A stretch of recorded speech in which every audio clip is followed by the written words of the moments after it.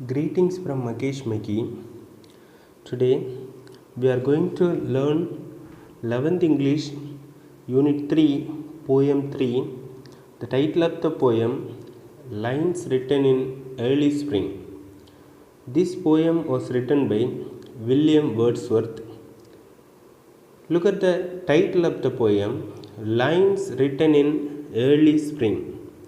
These poetic lines are written in the initial or early stage of the spring season.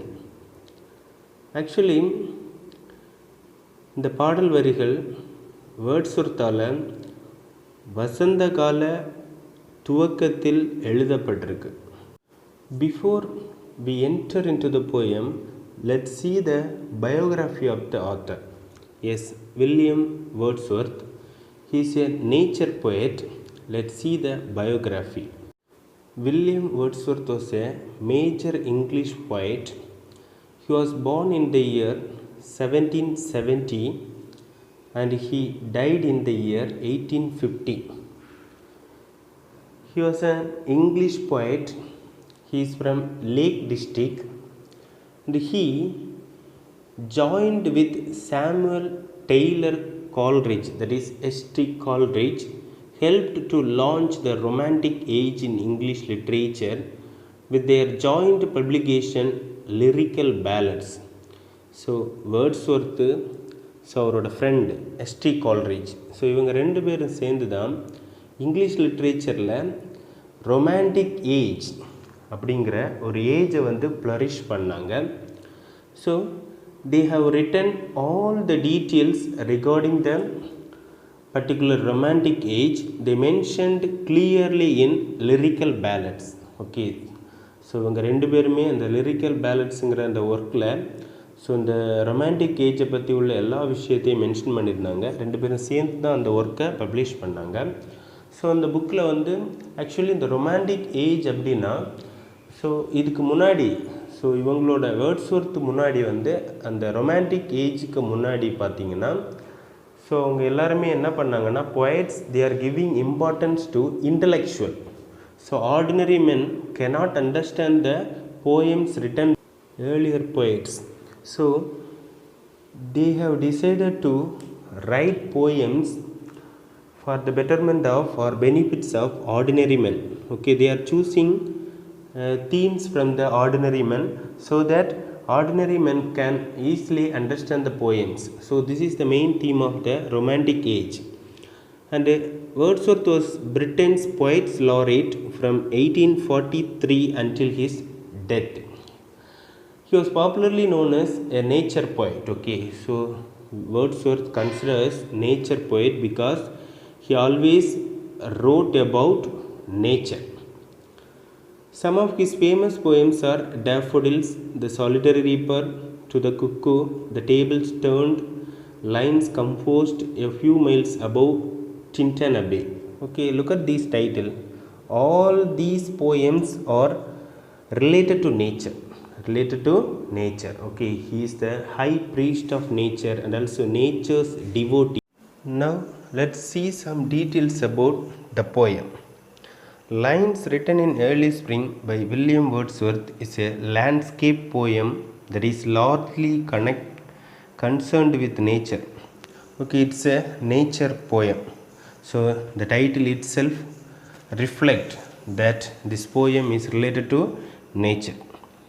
The unnamed narrator sits in a relaxed way underneath a tree in the wilderness and thinks the changes that society has undergone around him. So the speaker or the poet, he was sitting in a grove. Wilderness means a small forest, and also he was thinking about the changes occurred in the society. Lines Written in Early Spring has 6 stanzas. Each stanza has 4 lines. So the 4 lines poem is said to be quatrains, and also these quatrains follow a simple and mostly consistent rhyme scheme of AB, AB, changing end sound from stanza to stanza, Wordsworth wrote lines written in early spring on a walk near the village of Alford. Okay, so இவர் என்ன பண்ணார் அப்படின்னா ஒரு village called ஆல்ஃபோர்ட் அங்கே ஒரு walking போகும்போது தான் இந்த போயத்தை வந்து அவர் கம்போஸ் பண்ணியிருக்காரு.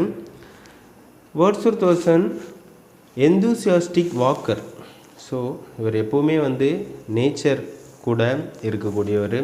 ஸோ வாக்கிங் போகிறது, நேச்சர் கூட இருக்கிறதுல வந்து ரொம்ப ஆர்வம் மிகுந்தவர் இவர். Then so that he often composed his poems on the move or wrote them about the scenes of nature that he witnessed. Okay, so most of his poems are written with the nature. He himself presented with the nature and wrote the poems. இல்லை அப்படின்னா ஒரு nature என்விரான்மெண்ட்டை போய் பார்த்து so அதில் அவருக்கு என்னென்ன experiences அவர் பார்க்குறாரோ அதையெல்லாம் அப்படியே வந்து லேட்டர் ஆன் ரீகலெக்ட் பண்ணி ஸோ அதை வந்து ஒரு போயமாக கம்போஸ் பண்ணுவார். ஸோ அந்த மாதிரி தான் இந்த lines written in early spring போயத்தையை வந்து அவர் ஒரு வாக் போகும்போது வந்து கம்போஸ் பண்ணியிருக்காரு. Okay, then we shall see the theme of the poem. Mostly Wordsworth poem belongs to the theme of nature. Here is also in this poem we can find nature, spirituality and peace as the themes. Okay, here mainly we are going to see the poet's feelings towards nature and the lessons he has learned from it. This is the main theme of this poem. Okay, now let's see the first stanza of the poem. I heard 1,000 blunted notes, while in a grove I sat reclined, in that sweet mood when pleasant thoughts bring sad thoughts to the mind. I heard 1,000 blunted notes, while in a grove I sat reclined. Here I refers to the poet. The poet was sitting reclined in a grove. Grove means small forest. Okay, he was sitting relaxed manner in a forest. அவர் வந்து என்ன பண்ணுறாரு, ஒரு ஃபாரஸ்ட்டில் ரிலாக்ஸ்டாக வந்து ஒரு மரத்தில் நீங்கள் அந்த பிக்சரில் பார்க்குற மாதிரி வந்து சாஞ்சு உட்காந்துக்கிறாரு. ஸோ அந்த மாதிரி உட்காந்துட்டு இருக்க நேரத்தில் I heard 1,000 blunted notes. The poet or the speaker was hearing blunted notes. Okay, 1,000 blunted notes. Okay, நிறைய blunted notes means musical notes. Okay, so வந்து அழகான ஒலிகள் அந்த நேச்சர் என்விரான்மெண்ட்டில் இருக்கும்போது அவர் வந்து நிறைய மியூசிக்கல் டோன்ஸ் எல்லாம் அவருக்கு கேட்குது. அது வந்து பேர்ட்ஸு, அப்புறம் மரங்கள் அசைறதுனால வரக்கூடிய அந்த சத்தம் எல்லாம் அவருக்கு வந்து காதில் கேட்குது. ஸோ அவர் வந்து ரொம்ப ஹாப்பியாக இருக்கார். In that sweet mood when pleasant thoughts bring sad thoughts to the mind. So but he was in the happy mood. Actually in that happy mood the pleasant thoughts, the happy thoughts brings sad thoughts to the mind, and also the happy thoughts brought him sad thoughts also. அந்த சந்தோஷமான மனநிலையிலிருந்து அவருக்கு திடீர்னு ஒரு துக்கமான விஷயமும் அவர் நினைவுக்கு வருது. என்ன அப்படின்னா அந்த சொசைட்டியில் நடக்கக்கூடிய சேஞ்சஸ். என்ன சேஞ்சஸ் அப்படின்னா இந்த டீஃபாரஸ்டேஷன், இதெல்லாம் நினச்சி வந்து அவர் ரொம்ப கவலைப்படுறாரு. Okay, here SAT, S-A-T-E. So this is old English word. Okay, so same meaning S-A-T, SAT. So we can say this is archaic word. Okay, so using of old English terms is said to be archaism. This is the summary of the first stanza. In the poem Lines Written in Early Spring, Wordsworth tells that while he was sitting in the grove in a reclined position, he heard 1,000 mixed musical notes of nature. அவர் என்ன சொல்கிறாருன்னா, அவர் வந்து அந்த குரூவில் ஃபாரஸ்ட்டில் வந்து அப்படியே சாஞ்சு உட்காந்துருக்க போது so ஒரு ஆயிரக்கணக்கான மியூசிக்கல் சவுண்ட் அவர் வந்து கேட்குறாரு. In that sweet mood of nature, the happy thoughts also remind him of sad thoughts. Okay, so அவர் அந்த மியூசிக்கெல்லாம் கேட்டுட்டு சந்தோஷமாக இருக்கக்கூடிய வேளையில் அவருக்கு வந்து சோகமான ஒரு சில எண்ணங்களை வந்து அவர் மனசில் வருது. He refers to the changes that the society has undergone around him as sad thoughts. Okay, அவர் என்ன இந்த சேட் தாட்ஸ் அப்படி அந்த கவலைக்கான விஷயம் என்னன்றதை என்ன சொல்கிறாருன்னா, இந்த சொசைட்டியில் நடக்கக்கூடிய சேஞ்சஸ் அது என்ன அப்படின்னா, இந்த மனுஷன் என்ன பண்ணுறான் அப்படின்னா, he destroys the nature everyday. தினமும் வந்து இந்த நேச்சரை வந்து அழிச்சிட்டே இருக்கான், டீஃபாரஸ்டேஷன் நடக்குது. ஸோ இதனால தான் வந்து அவர் ரொம்ப வருத்தப்படுறாரு அந்த சந்தோஷமான மனநிலையிலையும் கூட. இதுதான் வந்து ஃபர்ஸ்ட் ஸ்டான்ஸாவோட summary. Now we shall see the second stanza. To her fair works did nature link the human soul that through me ran, and much it grieved my heart to think what man has made of man. To her fair work did nature link. Okay, here her fair work. Okay, nature's fair work. Here the poet clearly says nature is a mother. Okay, nature is mother. Here nature is personified as mother. So using her fair work, using her beautiful effort, what she does is she linked human soul with the nature. He linked human soul with the nature. Link the human soul that through me ran. Okay, now so என்ன பண்ணுறதுன்னா, நம்ம இந்த இடத்துல எப்படி எடுத்துக்கலாம், nature என்ன பண்ணுதுன்னா நம்மளோட ஆன்மாவை, நம்மளோட சோலை வந்து கடவுள் கூட வந்து இணைக்க ட்ரை பண்ணுது. It creates a link between God and our soul. Okay, then in the second line is also the human soul that through me ran. Okay, here the soul is running. The soul never runs. Soul is an abstract idea, but here the poet says it is running through the poet. Okay, so that here the soul is personified. Okay, so in the second line also the poet uses another poetic device, personification. And much it grieved my heart to think what man has made of men. Okay, whatever it may be, but it grieved. Grieve means sorrow, cause sorrow or distress. வருத்தம். வருத்தம் என்னென்னா, ரொம்ப வருத்தம் அளிக்கக்கூடிய செயல் என்னென்னா, என்னோட மனசை வந்து ரொம்ப வந்து வருத்தம் அளிக்கக்கூடிய விஷயம் என்ன அப்படின்னா, what man has made of man. Okay, so இந்த லைனோட மீனிங் என்ன அப்படின்னா, man has ruined and separated himself in every aspect of life and has created miseries and sadness. இந்த மனுஷன் என்ன பண்ணுறான் அப்படின்னா, நேச்சர் என்ன பண்ணுது, ஹியூமன் சோலை வந்து காடு கூட வந்து லிங்க் பண்ணணும்னு நினைக்குது. பட் ஹியூமன் பீயிங் என்ன பண்ணுறான் அப்படின்னா, அவன் he detached himself from the nature. Detach means அந்த நேச்சரை மறந்துட்டு, நேச்சரை விட்டுட்டு அவன் நேச்சர் கூட இசைந்து வாழாமல் அவன் விலகி வாழ்கிறான். அது மட்டும் இல்லாமல் he destroys the nature. He destroys the nature. Okay, deforestation மூலமாக எல்லா ஃபாரஸ்ட்டையும் வந்து அழிக்கிறான்.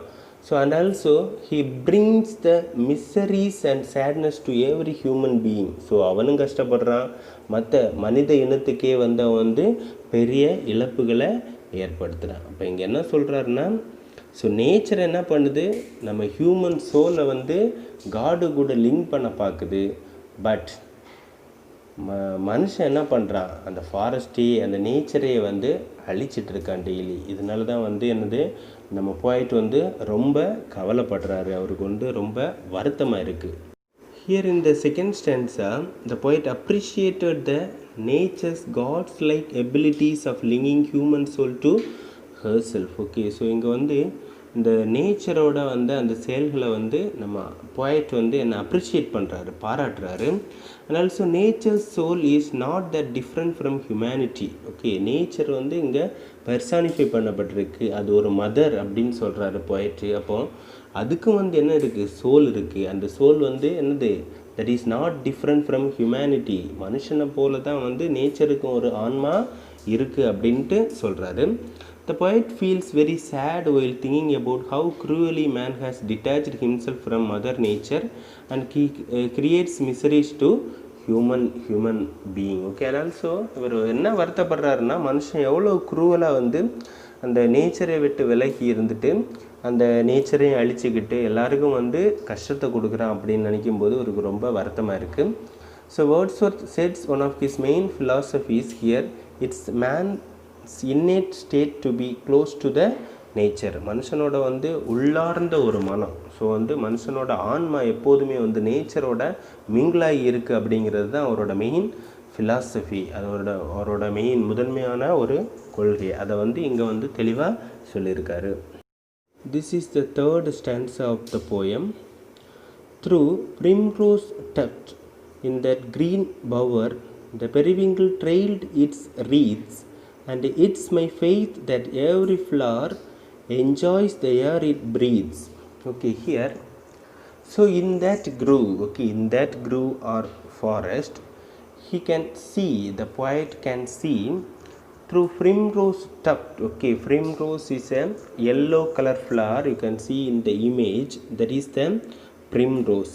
That plant is there, and also tuft means branch. Okay, the branches of the particular plant. So in that green bower, so under the shade of the particular tree, the primrose tree or the plant, the periwinkle trailed its wreath. Okay, the periwinkle is another plant which has yellow blue color flower. Okay, so you can see in the second image. Okay, that is the periwinkle flower. So it trailed its wreath. Okay, trailed means dragged. Okay, so வந்து அது என்ன பண்ணுது அப்படின்னா அந்த Primrose அந்த செடிக்கு மேலே வந்து இது வந்து அப்படியே அந்த ப்ளூ கலர் பூக்கள் எல்லாம் வந்து ஒரு பாத்து மாதிரி அப்படியே இழுத்துக்கிட்டு போகிற மாதிரி இருக்குது அப்படின்னு சொல்கிறாரு.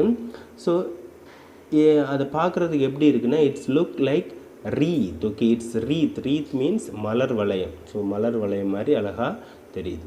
And it's my faith that every flower enjoys the air it breathes. Okay, and also அங்கே பார்க்குறாரு. ஸோ அங்கே பார்க்கும்போது வந்து எல்லா பூக்களை வந்து அழகாக காற்றில் அசைஞ்சிட்ருக்கு.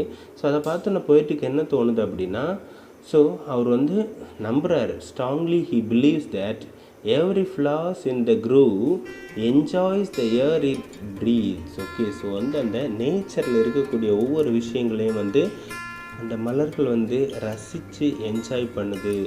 ஸோ அது வந்து அந்த நேச்சர் கொடுக்கக்கூடிய அந்த ஹாப்பினஸை ரிசீவ் பண்ணிவிட்டு அதுக்கு வந்து தேங்க்ஃபுல்லாக இருக்குது அப்படிங்கிறத வந்து சொல்கிறாரு. Okay, now let's see the summary of the third stanza.